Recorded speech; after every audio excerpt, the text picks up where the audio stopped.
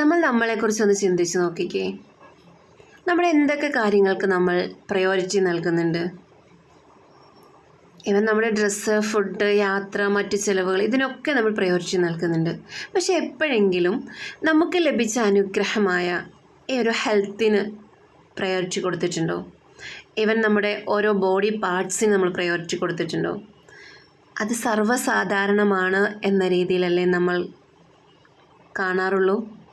നടക്കാൻ കഴിയുന്നത്, ജോലി ചെയ്യാൻ സാധിക്കുന്നത്, നമ്മൾ ശ്വസിക്കുന്നത്, അങ്ങനെ ഓരോ കാര്യങ്ങൾ എടുത്തു കഴിഞ്ഞാലും ഒരിക്കൽ പോലും നമ്മൾ അതിനോട് ലയിച്ചു ചേരാൻ അല്ലെ അതിനെ ഒന്ന് അറിയാൻ ശ്രമിച്ചിട്ടില്ല.